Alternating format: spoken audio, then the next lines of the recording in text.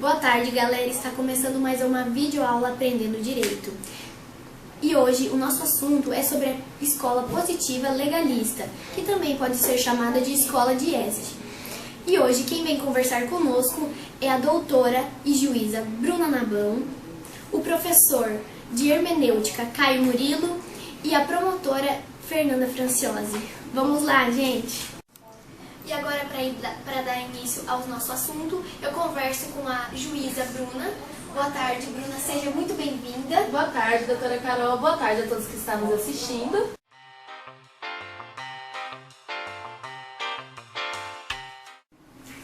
Então, eu estarei falando sobre a escola positivista legalista, também conhecida como exegética. Ela teve início a partir do século XIX na França.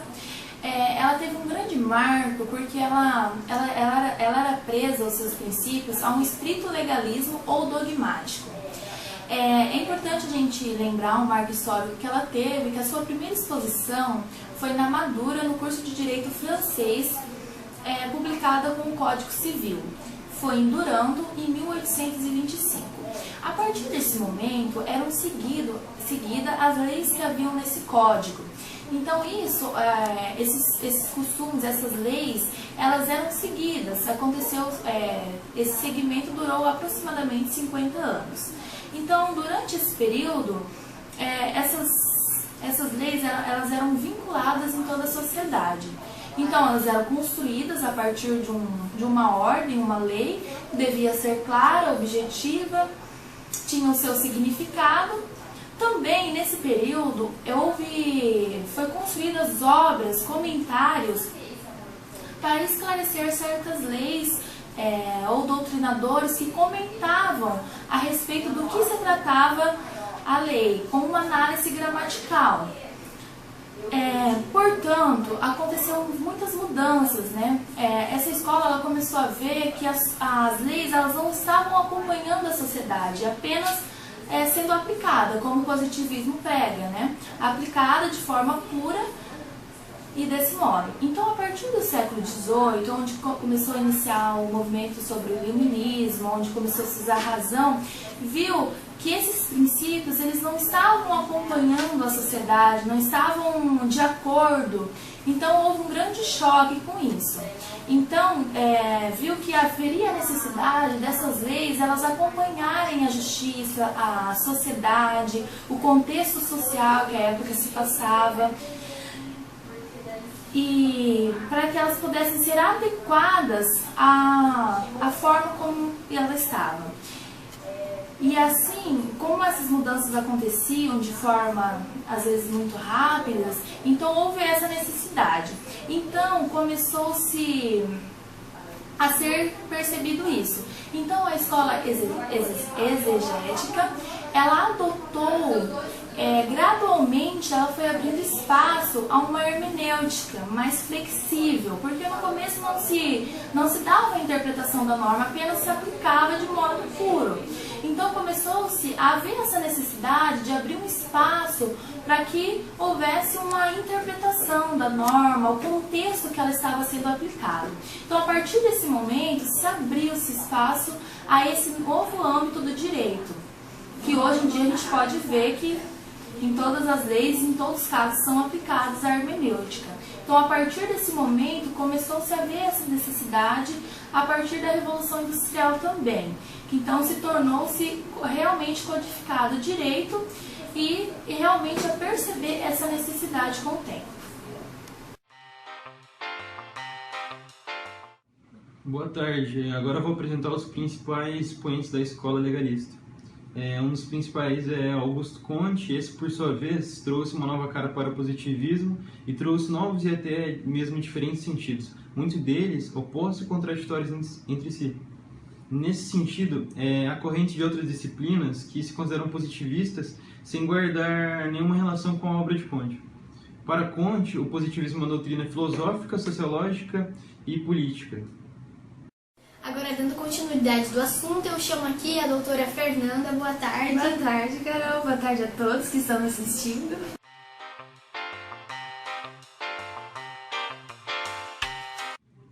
Então, para compreendermos melhor essa escola, eu vou dar continuidade explicando dois dos principais autores do positivismo e também do legalismo. Do positivismo eu vou destacar o Foucault, que afirmava que cada sistema de poder engloba um sistema de saber. Mas isso não significa que devamos descrever as mudanças na compreensão do direito como um mero resultado supraestrutural das mudanças ocorridas na própria estrutura da organização social. Ou seja, a ordem do discurso, a organização dos saberes, ela é parte integrante da ordem de poder, que não existe sem o discurso que organiza a sua compreensão e também a sua aplicação. Aí, sobre o legalismo, tem Hume, que foi o mais famoso pensador da escola legalista, né? Ele sustentava que um governante ele deveria governar seus subordinados de acordo com a seguinte trindade. Três princípios que ele dava. A lei do princípio, que é o código que ele afirmava que o código legal ele deveria ser escrito de forma clara e deve ser feito em público. Todas as pessoas devem saber da jurisdição do governante, que são iguais e todos são iguais perante a lei. As leis devem recompensar aqueles que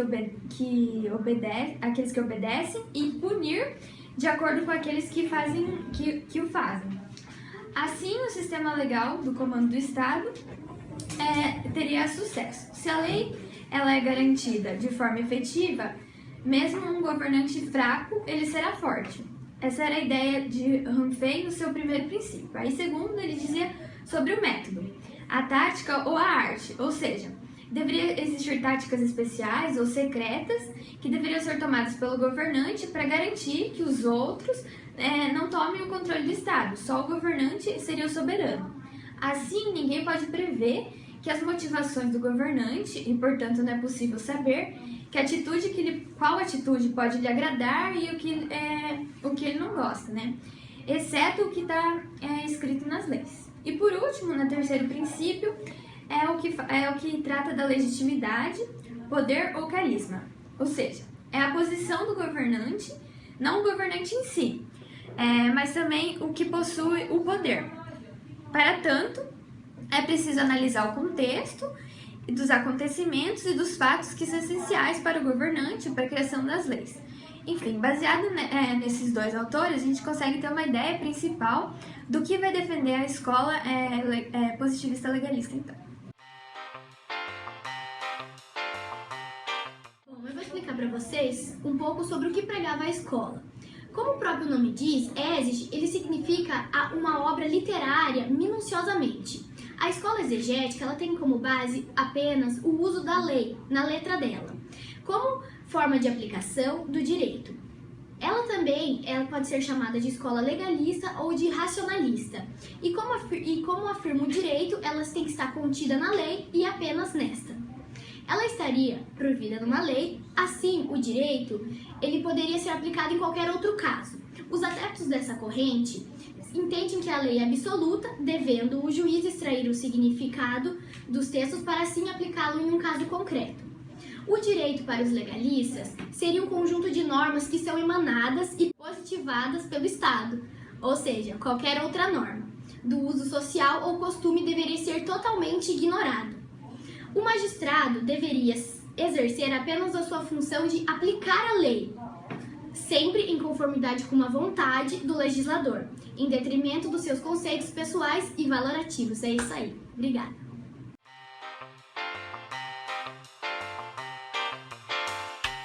Dando procedência sobre o assunto, eu estarei abordando a relação do direito e da moral no positivismo legalista.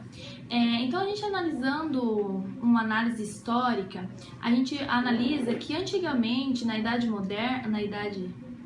Moderna, o direito ele tinha uma grande ligação, uma conexão com a moral. Ele estava muito conectado às normas, aos costumes e às jurisprudências da época. Hoje em dia, na modernidade, a gente pode visualizar que houve uma colisão, uma separação com conceitos e índoles que não é mais conectado essa interconexão entre os dois. Com várias coisas que aconteceu, tanto o iluminismo no século XVIII, a revolução que houve foi se mudando esse conceito. Assim, ultimamente, a legitimidade do direito, ela seria algo permeabilizado com uma dimensão da moral. Então, a gente não poderia se descartar a moral, mas não seria algo que estaria conectado como antigamente se concretizaria. A gente pode analisar que essa dimensão entre a moral com o direito, ela se dá sim, só que de forma igualitária, ou seja, de menor. No entanto, a gente pode observar que a escola, ela pregava um divórcio entre o direito e a moral. Ela acreditaria que não existiria moral, ou que ela não estaria inserida, mas que no ordenamento deveria destacar-se as normas, né? E de forma que o direito deveria ser aplicado. Claro que o conceito de justiça começou-se também a tornar em outro âmbito, compreender outra função que ele deveria ter no ordenamento e analisar-se as condições sociais, as condutas jurídicas que haveria se tornado.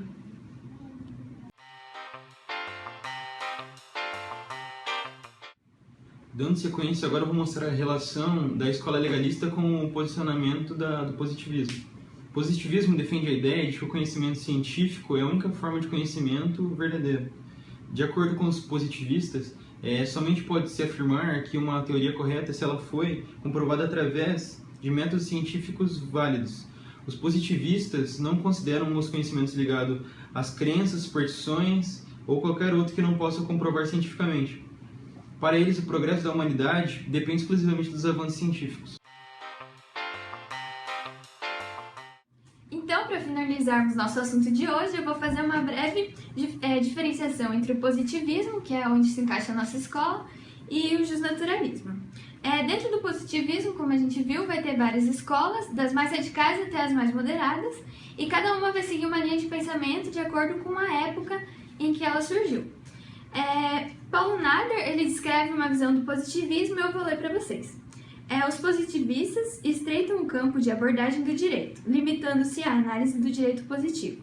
O direito é a lei. Seus destinatários e aplicadores devem exercitá-la sem questionamento ético ou lógico. Para eles, não existe o problema da validade das leis injustas, pois o valor não é o objeto da pesquisa jurídica.